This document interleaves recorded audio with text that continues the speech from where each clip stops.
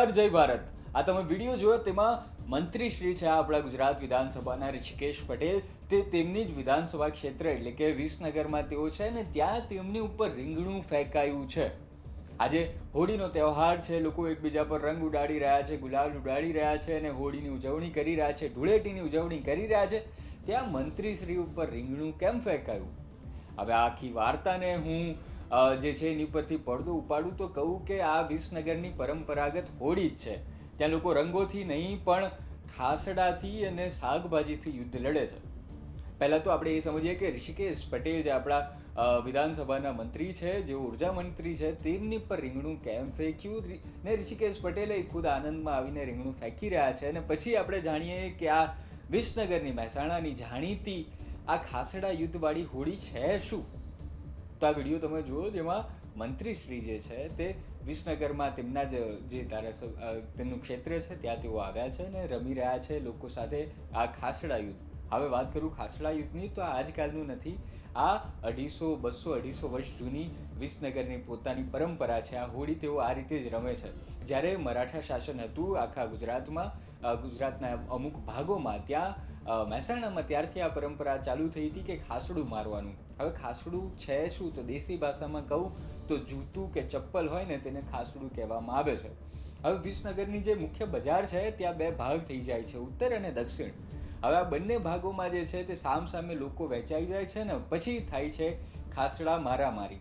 હવે ખાસડું એટલે કે જૂતા તો અત્યારે ફેંકાતા નથી, પણ 200 વર્ષની આ પરંપરામાં એવી માન્યતા છે કે જો તમને ભૂલ ચૂકેથી પણ ખાસડું વાગે છે તો 12 મહિના તમારા ખૂબ સારા જવાના છે। જો આવું મંત્રીજી માટે સાચું પડતે ને તેમને ખાસડું વાગતે તો કદાચ આવનારા 12 મહિના તેમની માટે સારા જઈ શકતા તેવું આપણે કહી શકતા। પણ અત્યારે તો ખેર એ લોકો ખાસડું નથી મારતા, મારે છે તેઓ શાકભાજીઓ। અને તેમાં જ ઋષિકેશ પટેલ જે છે તેઓ પણ પબ્લિક સાથે, જનતા સાથે આનંદ કરી રહ્યા હતા, ખાસડું શાકભાજી એકબીજા પર ફેંકી રહ્યા હતા। તો મૂળ આખી ખાસડા યુદ્ધ જે છે 200 વર્ષ જૂનું, તેમાં એ જ થાય છે કે તમે એકબીજા ઉપર સામસામે જૂતું ફેંકો છો ને જો તમને વાગે છે તો એ ખૂબ શુભ માનવામાં આવે છે, સુગંધ માનવામાં આવે છે। હવે જે છે તે રીંગણા, બટેકા અને ટામેટા જેવા શાકભાજીઓ જે છે તે એકબીજા ઉપર ફેંકવામાં આવે છે। આ 200-250 વર્ષ જૂની પરંપરા છે ને અત્યાર સુધી કોઈ એવો અણબનાવ બન્યો નથી। અને ત્યારબાદ આ યુદ્ધ જેવું પૂરું થાય ને જે વિજેતા હોય છે તે ટોળી આખા શહેરમાં ફરે છે અને ખજૂર ઉઘરાવે છે અને પછી આખા શહેરમાં જે તે વિસ્તારમાં જે છે તે ખજૂરની લાણી કરે છે, એકબીજાને આપે છે અને આ રીતે આખો હોળીનો તહેવાર મનાવાય છે। આવો જ તહેવાર જે છે સ્પેનિશનો લા ટોમેટિનો ફેસ્ટિવલ, જે ખૂબ મોંઘી ટિકિટ લઈને લોકો જાય છે અને ટામેટા એકબીજા પર ફેંકે છે, તો આપણા વિસનગરમાં આવું ખૂબ પહેલાંથી થતું હતું, 250 વર્ષ પહેલાંથી થતું હતું। આવા ઘણા બધા અલગ અલગ હોળીના પરંપરાઓ છે, જેમાં ચૈતર વસાવા જે છે તે ગેરૈયા બનતા હતા થોડા, પણ આ વખતે નથી બન્યા।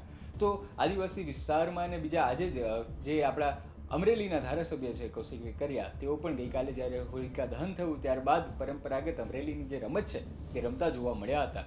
તો આ વિડીયો તમને કેવો લાગ્યો એ જરૂર જણાવજો અને મંત્રીજીનો વિડીયો જોઈએ। ધન્યવાદ। ધૂળેટીના પ્રસંગે સમગ્ર ભારત અને ગુજરાતીઓને ખૂબ ખૂબ મારી શુભેચ્છાઓ। વિસનગરની અમારી અનોખી પરંપરા છે। વિસનગરની અંદર ખાસડા યુદ્ધ વર્ષોથી, કદાચ મને વર્ષો પણ યાદ નથી, એટલા વર્ષોથી આ ખાસડા યુદ્ધ, હવે તો જો કે કાળક્રમે એ શાકભાજીમાં ટામેટા, ભટા, રીંગણા વગેરે દ્વારા બે ગ્રુપ પડી અને સામસામે એ આનંદથી મજા લેતા એકબીજા ઉપર એ નાખી અને આનંદ કરી રહ્યા। એટલે સ્વાભાવિક છે કે આ વિસનગરની અનોખી પરંપરા કાળક્રમે પણ આટલા વર્ષો પછી પણ ચાલુ છે અને ખૂબ મજાથી લોકો આનંદ લઈ રહ્યા છે। મનાતું હતું કે જેને ખાસડું વાગે એનું આખું વર્ષ સારું જાય। ખૂબ આનંદથી આ ધૂળેટીના તહેવાર દરમિયાન હવે માટલી બંધાશે અને માટલીમાં હારડા, ખજૂર વગેરે ગોઠવી અને માટલી ફોડી અને એનો પ્રસાદ પણ લોકો માણી અને પછી બધા વિદાય થતા।